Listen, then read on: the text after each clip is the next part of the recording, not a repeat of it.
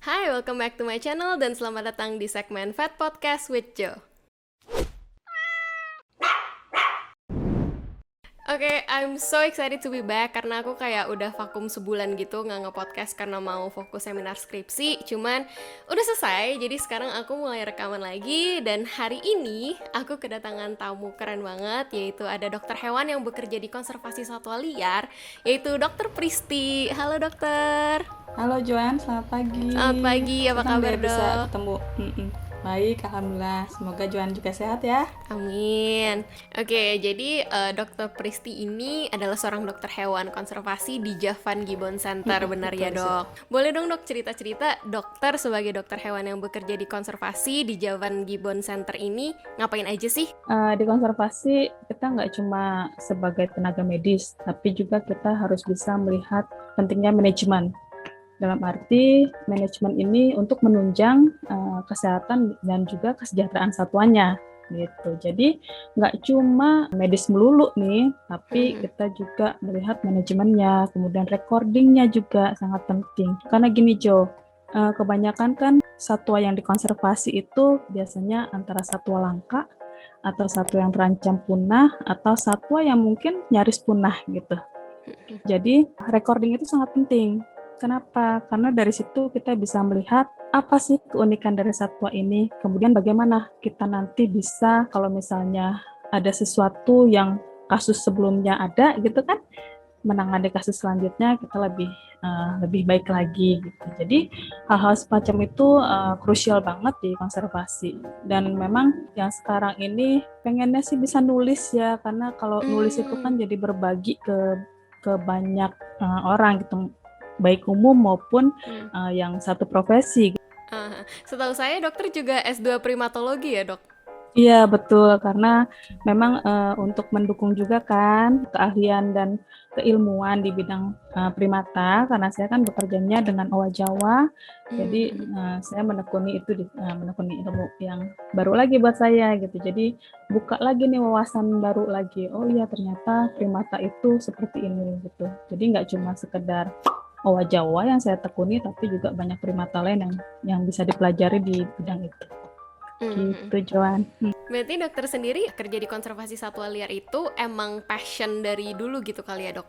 Sebenarnya gini Jo, awal saya lulus itu saya nggak kepikiran ya bakal kerja di konservasi. Memang dulu sempat ikut Himpro Satwa Liar, ada kan ya? Ya, saya dulu anggota di Himpro Satwa Liar. Setelah lulus nggak tahu nih mau kemana, dan akhirnya dapat kerjaan di manajemen gitu. Jadi sama sekali nggak pegang hewan waktu itu di situ. Nah, dan sekian tahun bekerja, terus ada senior yang ngajak, terus temenin dong, aku ada ini nih cek hewan di sini gitu kan, di Javan Gibbon Center. Mau nggak nemenin? Ayo gitu kan. Jadi sekalian apa main tapi bermanfaat gitu waktu itu. Iya. Nah dari situ tuh dari tahun 2007 saya ikut dia sampai kemudian akhirnya beberapa kali ditawarin, tapi saya masih kurang pede waktu itu. Sampai di tahun 2013 ditawarin, mau nggak pegang, karena di sini nggak ada yang pegang gitu, nggak ada dokter hewannya sama sekali. Padahal waktu itu satuannya masih lumayan banyak ya waktu itu. Jadi akhirnya memutuskan di situ gitu. Dan setelah terjun ke situ, lama-lama saya kok senang gitu. Saya senang dengan dengan suasananya, dengan satuannya, dengan kerja timnya. Jadi semua itu ya jadi bikin senang aja, bikin betah gitu di sana. Wah, keren banget ya kedengarannya. Kemarin kan waktu saya pertama menghubungi dokter kan dokter ada sempat bilang konservasi yang satu spesies sama ada yang banyak, maksudnya pegang banyak spesies gitu. Nah itu bedanya apa sih dok? Jadi gini, Joan, di konservasi ini memang ada beberapa organisasi yang memilih untuk fokus di satu spesies. Seperti kami, Javan Gibbon Center, hanya fokus di Javan Gibbon atau owa Jawa. Kemudian sekarang ada IAR, International Animal Rescue. Kalau yang di Bogor itu fokus di kukang, gitu kan. Jadi beberapa tempat memang fokus di satu spesies, kayak suaka elang, itu fokus di elang. Gitu.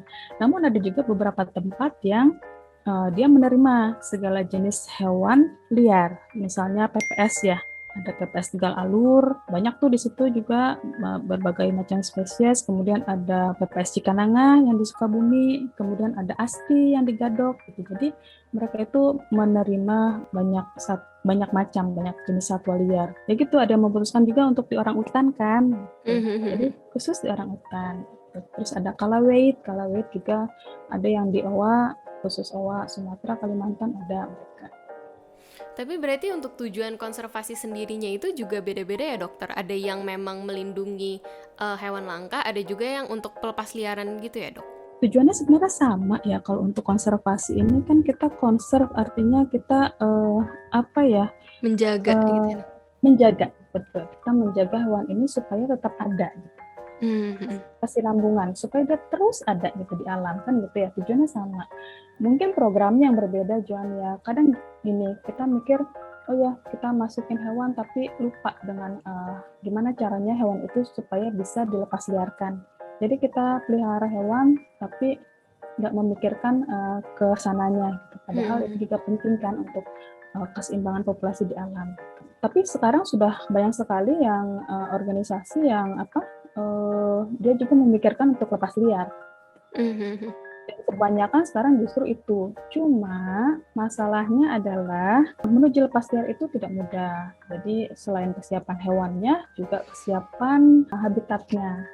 Dan sekarang habitatnya kan mungkin ada, tapi semakin lama semakin sempit dan juga banyak perubahan fungsinya ya gitu.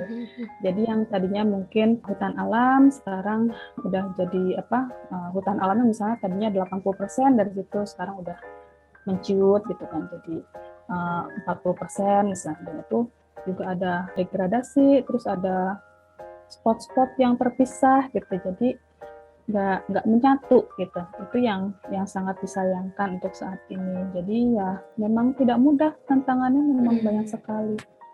Apalagi sekarang nih pandemi ya, kita udah jalan 2 tahun, kondisinya bikin orang mungkin bosan nih di rumah, carilah hewan peliharaan apa gitu ya.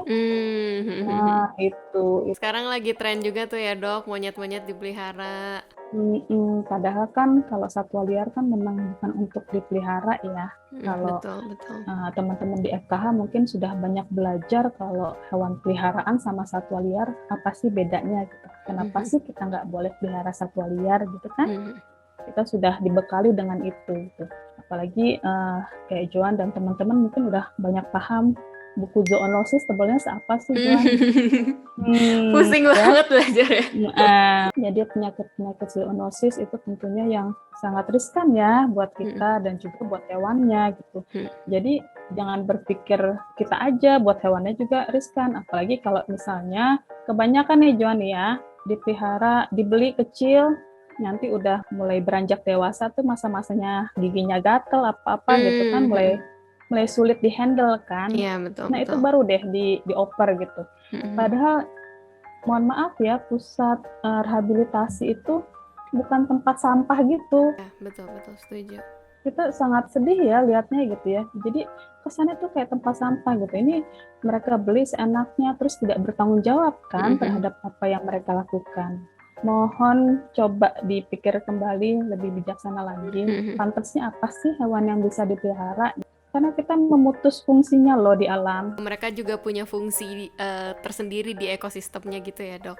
Iya betul. Alam kan sudah mengatur itu Joan. Kemudian kalau misalnya satwanya hilang, pohonnya juga kan nggak bisa regenerasi kan. Karena kan dari satwa itu juga berpengaruh dari tersedianya pupuk atau dia spreading biji gitu kan. Itu kan berpengaruh banget gitu. Jadi akibatnya apa yang kita rasakan sekarang itu ya bencana ya. Maksudnya alamnya sudah mulai marah gitu. Jadi bencananya sekarang yang kita rasakan dampaknya. Ini juga ya dok, setahu saya kalau misalnya emang hewan-hewan yang ditujukan untuk dilepas liarkan lagi aja itu gak kontak dengan manusia itu harus minim banget biar tidak terdomestikasi gitu ya dok? Iya betul. Jadi selama hewan itu dipelihara kan sudah terlalu banyak campur tangan manusia.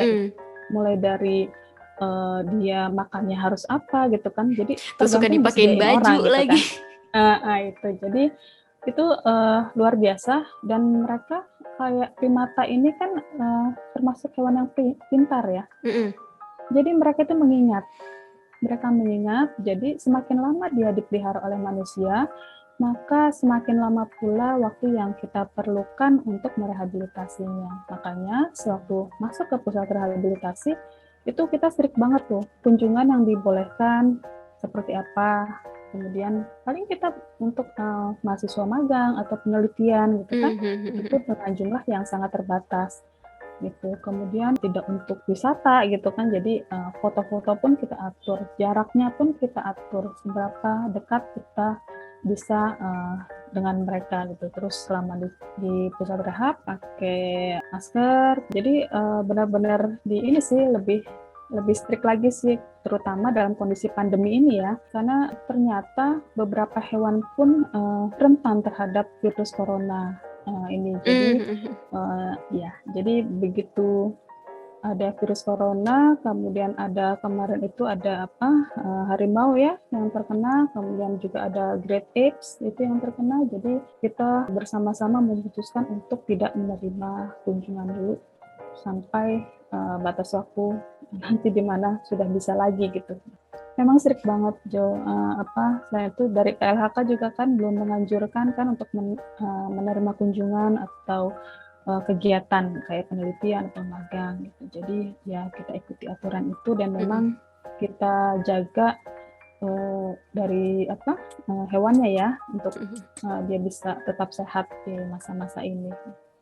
Oke, dokter boleh dong diceritain suka dukanya bekerja di konservasi apa sih dok? Terus benar nggak sih dok, kan orang-orang mikir nih kalau misalnya dokter hewan konservasi nih kerjanya di hutan aja nggak ada sinyal segala macam tuh, benar nggak sih dok? Iya, jadi memang kalau dukanya ya itu ya Joan ya, lihat sekarang yang banyak situs-situs yang memperjualbelikan hewan liar gitu kan. Terus banyak juga orang yang di masa pandemi ini malah justru melihara satwa liar gitu. Itu duka dari kita semua sih. Saya mewakili kayaknya dokter hewan konservasi gitu ya, sedih gitu. Terutama di masa pandemi. Gimana coba ceritanya kita di masa pandemi harus memasukkan misalnya hewan dari zona merah gitu. Gimana coba? Itu kan resikonya tinggi sekali gitu. Kalau yang punya tempat khusus ya mungkin bisa karantina di tempat khusus, tapi kebetulan banyak juga yang tidak punya tempat khusus, tapi kita harus tetap menerima. Nah, ini akan membawa resiko baik buat satwa yang ada di tempat kami, kemudian satwa yang baru datang itu juga, atau staf atau pekerja kami. Kemudian habitat juga, kita mau lepas liar nih, mau di mana ya, habitatnya makin susah nyarinya, kemudian ancamannya juga ternyata masih tinggi juga gitu kan, perannya masih bocor terus nih, karena masih banyak orang yang mencari rupanya. Coba kalau nggak ada yang nyari ya, nggak ada yang nanya gitu, lu jual ini nggak gitu, itu pasti kerannya lama-kelamaan akan tertutup gitu John. Tapi ini kan malah terbuka lebar keran dari hutan nih, jadi banyak pemburu. Ya sebagian besar itu mungkin ya. Terus kalau sukanya banyak banget sukanya karena gini. Jadi kalau saya habis ngerawat bertahun-tahun, terus bisa lihat mereka lepas liar, terus lihat mereka bisa punya anak gitu di alam gitu, itu luar biasa gitu. Jadi ternyata mereka sudah bisa belajar, kemudian mereka telah berhasil juga gitu kan dari belajarnya, karena satwa rehabilitasi itu tidak akan 100% seperti satwa liar gitu John. Jadi dengan mereka bisa survive, bisa bereproduksi dengan baik di alam, itu sudah luar biasa banget gitu. Itu udah hadiah banget ya buat kita. Kemudian banyak juga ilmu-ilmu yang kita dapat ya. Jadi teman-teman di konservasi satwa liar sangat enak loh. Jadi senang berbagi gitu. Jadi kalau misalnya ada Mbak, ini ada capacity building, mau ikut nggak gitu. Jadi ikutan, iya, jadi suka ikutan gabung. Terus ada kemarin tuh beberapa tahun ikut di OVAC, jadi grup untuk yang orang hutan, tapi kita dari OWA pun bisa ikut gitu. Mhm. Nah, itu luar biasa. Jadi ketemu banyak orang, dapat ilmu baru gitu kan. Sukanya sih gitu. Terus kalau pas di hutan ya menikmati aja ya. Oh, tapi berarti benar ada ke hutan gitu ya, Dok? Pasti ke hutan. Iya sih. Jadi pasti sih ke hutan, Joan. Karena kan memang sekarang kondisinya aja, lokasi kandang aja kan sudah di pinggir hutan ya, kalau JGC Oh, iya sendiri. iya Terus kalau benar-benar orang ya. hutan juga kan pastinya di hutan. Terus ada jungle school gitu kan. Oh, Tuh. Kalau di jungle orang hutan kan school. ada jungle school istilahnya. Terus ya memang pasti ada di hutannya. Terus kalau lepas liar, kita juga di sana nganterin hewannya kan, nganterin hewannya mau dilepas liar, terus Oh, kita iya iya amatin benar-benar. dulu. Terus saat lepas liarannya gimana, kita amatin, kita ikutin, kita data aktivitasnya apa aja, ya pasti ada di hutannya. Gitu. Wah, seru banget ya.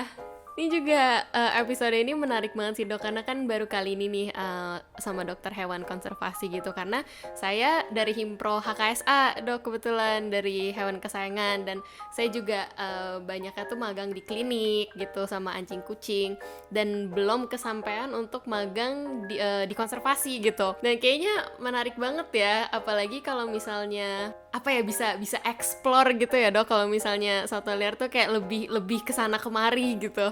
Kalau di satwa liar pastinya harus bekerja dalam tim ya. Mm-mm. Kebanyakan sih gitu dalam tim. Kalau dokter hewan kan bisa praktek mandiri ya. Tapi kalau di satwa liar kebanyakan dia tim. Timnya ada yang kecil, ada yang besar. Di situ serunya. Tim A misalnya dia bagian edukasi. Tim B misalnya di rehabilitasi. Tim C misalnya nanti di monitoring. Tim D dia di patroli dan pengawasan keamanan gitu. Jadi nanti tim itu bergabung, sharing, wah itu udah seru banget tuh. Jadi gitulah Jan. Jadi nggak bisa sendiri. Makanya kalau mau terjun ke konservasi, yaitu bersiap diri untuk bekerja dalam tim. Artinya saling menghargai, saling menghormati, komunikasi yang baik gitu sih. Oke, mungkin terakhir kali ya, Dok. Mungkin apakah dokter ada pesan-pesan untuk kita nih, teman-teman yang masih kayak bingung kan? Saya juga semester 8 kan, udah mau koas, terus masih kayak, aduh, mau jadi dokter praktisi atau mau jadi apa gitu. Apakah dokter punya pesan-pesan gitu untuk teman-teman mahasiswa yang mungkin punya ketertarikan untuk menjadi dokter hewan konservasi? Iya, pesannya sih gini, jadi selama jadi mahasiswa nikmatin lah itu apa ya, ini pengalaman pribadi saya ya, dulu saya suka, aduh bosen nih sama ini gitu, aduh hafalannya banyak nih, ternyata itu manfaat banget, obat-obatan gitu kan, farmakologi, apa sih ini gitu kan, singkatannya apa sih gitu ya, itu memang nantinya akan kepake gitu. Terus yang perlu diasah sih memang skill nih ya, dari saya waktu fresh graduate sampai sekarang itu, saya masih terus mengasah skill, karena itu memang penting banget dan sangat kepake gitu di lapangan. Terus juga sama satwa liar itu kita harus tenang. Nah, pasti kita harus tenang apapun kondisinya, kita harus tenang itu. Pernah ada mahasiswa, saya lupa waktu itu dia semester berapa, dia magang gitu, terus lihat ada owa yang berantem, akhirnya ada luka, saya jahit, banyak, aduh dokter ini darahnya terus mengalir, gitu. Oh Jadi my god. panik ya, jadi panik, padahal seharusnya ya tenang aja, dikerjain tenang gitu. Karena kalau kita panik, yang kelihatan malah apa ya, malah jadi nggak beres gitu kerjanya gitu. Jadi harus penjualannya harus tenang. Terus juga harus bisa bekerja dengan cepat, tenang, tapi teliti ya. Pengalaman saya sih dari ini, kemampuan kita membaca atau interpretasi hasil lab ya, itu juga penting sekali. Jadi, tapi itu nanti bisa dipelajari lebih lanjut, bukan dengan magang di lapangan praktek atau magang di tempat-tempat lain gitu. Yang harus dipersiapkan sebenarnya mentalnya aja, terus harus tenang jiwanya, terus juga harus respect satu sama lain. Kalau bekerja di tim kan nggak boleh egois ya, jadi harus bisa mendengarkan kenapa meskipun kebanyakan sih dokter hewan biasanya dia akan menduduki jabatan tertentu lah gitu di situ. Tapi bukan berarti kita sombong ya. Di situ tentunya kan ada tanggung jawabnya, Joan. Gitu. Menduduki jabatan itu kan ada tanggung jawabnya. Betul. Itu yang harus diingat gitu. Jadi tanpa perawat satwa pun kita nggak bisa melakukan apapun kalau sendiri gitu ya. Jadi tanpa teman-teman yang lain dalam tim itu kita bukan apa-apa. Terus ada juga satu hal lain yaitu yang sangat penting itu etika. Etika ya, dimanapun kapanpun harus menjaga etika, baik etika ke orang lain maupun etika sesama profesi dokter hewan. Itu sangat penting ya. Kalau di konservasi nih, kita pasti nanti seringnya ketemu itu lagi orangnya. Mungkin di organisasi berbeda, tapi ketemunya dia lagi. dia lagi. Ya, betul. Makanya jalin networking yang bagus ya. Terima kasih banyak ya dokter. Sekali lagi ini saya juga terima kasih ke dokter Mary yang udah ngerekomendasiin dokter. Katanya beliau idola saya banget. Ya, saya juga honored banget dokter bersedia. Iya, sama-sama Joan. Semoga bermanfaat ya. Jadi jangan takut ke hutan karena kami pun menunggu junior-junior nih. Iya. Senior kan sudah mulai fisiknya sudah mulai melemah. Juniornya mau masuk. Tuh take notes ya teman-teman. Oke deh, mungkin cukup sekian ya dokter. So that's it for this episode. Seru banget. Thank you so much again Dok Pristi. And yeah, please do hit that like and subscribe button if you want more content like this. And see you guys in the next one.